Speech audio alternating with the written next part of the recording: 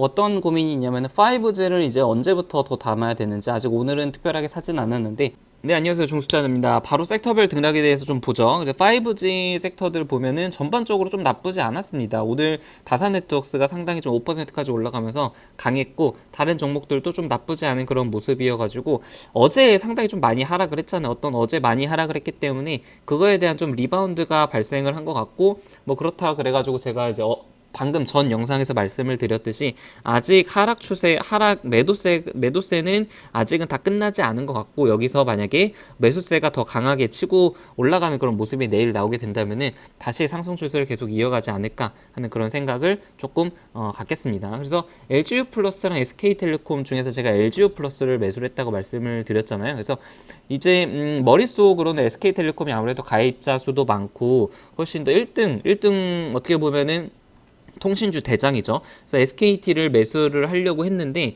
제가 LG를 매수한 이유는 이제 정말 좀 단순한데, 이게 차트 모양을 봤을 때 아무래도 SK텔레콤보다는 LG가 훨씬 더 강한 그런 모습을 좀 보였어요. 그래서 제가 예전에도 영상 한번 찍은 적이 있는데, 강한 놈이 강한 경향이 확실히 많거든요.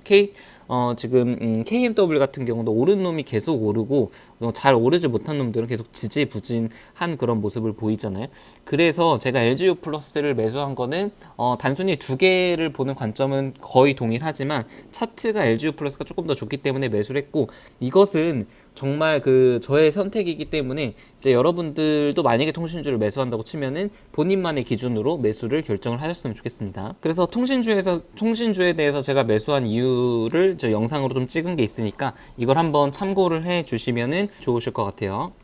반도체도 상당히 좀 좋았죠. SK하이닉스랑 삼성전자가 좀 올랐고, 장비주들도 괜찮은 모습을 좀 보였습니다. 그래서 좀 재밌는 레포트가 있어서 좀 보면은 내일 일단 마이크론 실적 발표가 있습니다. 한국 기준으로 이제 금요일이니까 내일이면은 알겠죠. 마이크론뿐 아니라 SK하이닉스 3분기 실적 컨센이 상향 조정될 전망이라고 제가 이제 전 영상에서 말씀드렸듯이, 반도체 실적이 3분기 지금 주가가 이렇게 좋은 이유가 3분기 실적이 컨센들보다 대부분 잘 나올 가능성이 좀 높기 때문에 미리 선반영돼서 오른 것이고, 만약에 이제 컨센이 발표가 되면은 주가에 대한 미리 선반영으로 약간 좀 조정 장세가 나올 가능성이 좀 있다.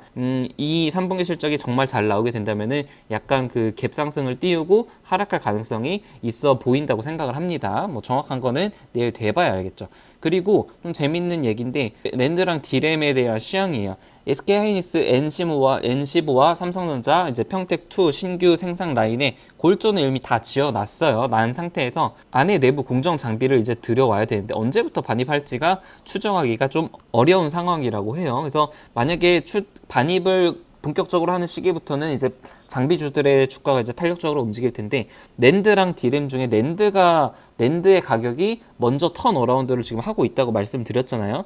그래서 평택2 생산라인 낸드 시설 투자 가시성은 2019년 연초 대비해가지고 지금 조금 더 가능성이 높아진 상태고, 그리고 지금 낸드 산업에 대한 노출도가 높은 장치 공급사가 유니셈, 그리고 뭐 KC텍, 테스, 원익 IPS 이런 종목들이 있습니다. 그래서 제가 투자하고 있는 그런 원익 IPS에 대한 아이디어도 이런 장비주들의 발주가 아무래도 다른 뭐 소재주라든가 그런 것보다 먼저 시작될 가능성이 좀 높기 때문에 원익 IPS를 지금 매수를 하고 있는 상태입니다. 그리고 OLED 관련주에서는 약간 좀 혼조세를 보였어요. 특별한 그런 모양은 보이지 않았고, 제가 이제 저번에도 영상 말씀드렸듯이 QLED TV 쪽으로 해서 지금 삼성전자랑 삼성 디스플레이나 LG 디스플레이 굉장히 박터지게 좀 싸우고 있는 것 같은데, LG전자가 삼성 TV 광고 관련해서 QLED TV는 LED 백라이트를 사용하고 있는 LCD TV임에도 불구하고 허위 과장 광고라는 소송을 걸었죠. 그래서 이것과 관련해서 좀 재밌는 그런 영상이 있더라고요.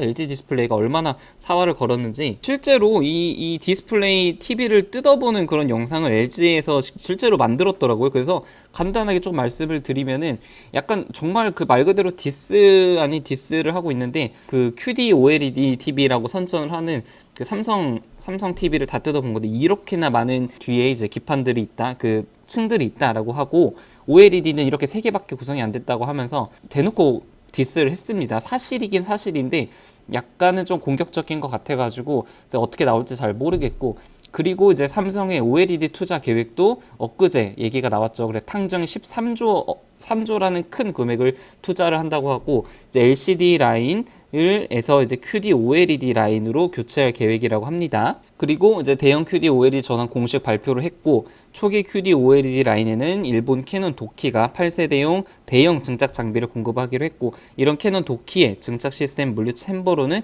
ICD가 이제 담당을 하는 그런 것으로 기사가 나왔습니다. 자, 그래서 지금 LG 디스플레이가 대형 OLED 쪽으로 아주 사활을 걸었고, 지금 삼성도 그거 못지않게 지금 투자를 본격적으로 진행을 하고 있고, 좀 재밌게 흘러가는 그런 양상으로 보이고 있습니다. 그래서 OLED에 대한 그런 투자 장비 업체들이 수혜를 좀 볼 수밖에 없다, 이렇게 둘이 싸우고 있는 시점에서 서로 굉장히 격화돼 가지고 투자를 진행을 할 것이기 때문에 지금 OLED 시장은 2020년도에 좀 기대가 되는 그런 시장임에는 좀 분명한 것 같고요. 자, 그리고 오늘 헬릭 스미스 얘기를 빼놓을 수가 없죠. 드디어 오늘 이제 점화에서 벗어났는데, 오늘 굉장히 좀 재밌는 그런 그 차트 흐름이었어요. 5% 마이너스 5% 정도에서 시작을 했다가 마이너스 15%까지 갔다가 지금 9%로 조금 마무리는 지었는데, 어떤 내용들이 좀 있었냐면은 미완의 완성이라는 그런 얘기가 나왔어요. 이번 삼상에 대해서 회사 측에서는 미완의 완성이라고 자평을 하고 있고 좀 긍정적인 얘기를 했습니다. 왜냐하면은 임상 이상 때보다 훨씬 더 큰 규모에서 유효성과 안정성을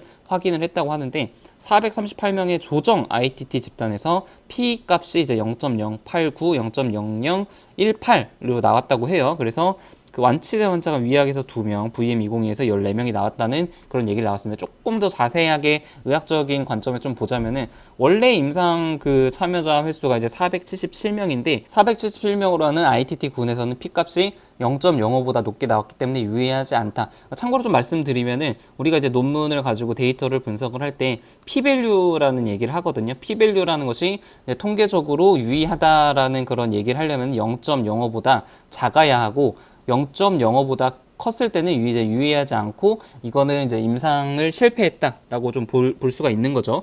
그래서 지금 아까 보시게 되면 뭐 438명 뭐 이런 얘기가 나왔잖아요. 원래는 이제 477명으로 했는데 약물이 혼용된 그런 40명 정도를 제외하고 나서 438명으로 분석했을 때는 P값이 0.05보다 낮아서 이제 유의하다라는 것이 회사 측의 설명이에요. 그래서 그 공시도 다시 한번 보면은, 모든 피험자 분석을 대상으로 했을 때는 이게 통증 감소 효과가 위약 대비해가지고 유의하지 않게 나왔는데, 오류 가능성이 높은 환자는 이걸 제외하고 남은 이제 438명으로 분석을 했을 때는 통계적으로 유의하다라는 그런 얘기가 나왔어요. 아무튼 회사 쪽에서는 이제 VM202가 유의하다는 것을 강조를 하고 싶은 거예요. 뭐 이런 얘기를 했다 그래가지고 헬릭 스미스의 가치가 예전으로 돌아가야 된다, 그런 뜻은 절대 아닌 것 같고, 그 예전의 가치를 찾기까지는 좀 시간도 많이 걸릴 것 같아요. 왜냐면은 원래 임상에서 이제 예정되어 있던 어떤 시판 허가라든가 그런 것들을 가지고, 그런 것들을 지금 데이터 가지고 할 수가 없기 때문에 지금 그 예전 가치로 찾아가기에는 좀 시간이 오래 걸릴 가능성이 높고, 이미 지금 헬릭 스미스 같은 경우는 이미 보유자의 영역이 된 것 같아요. 이제 아마 다산 넥서스보다 훨씬 더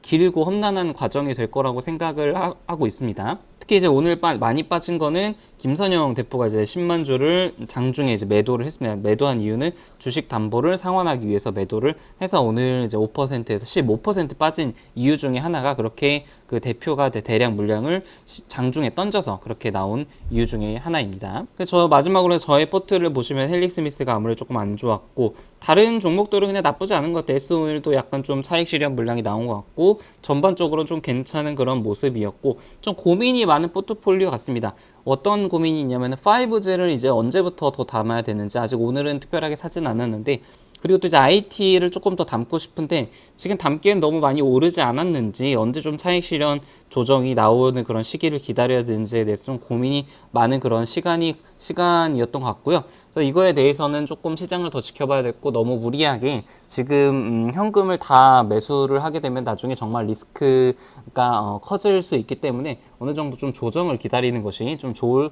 거라고 생각을 하고 있습니다. 그래서 오늘 영상이 좀 여기서 마치고요. 모두 좋아요랑 구독 눌러주시면 감사드리겠습니다.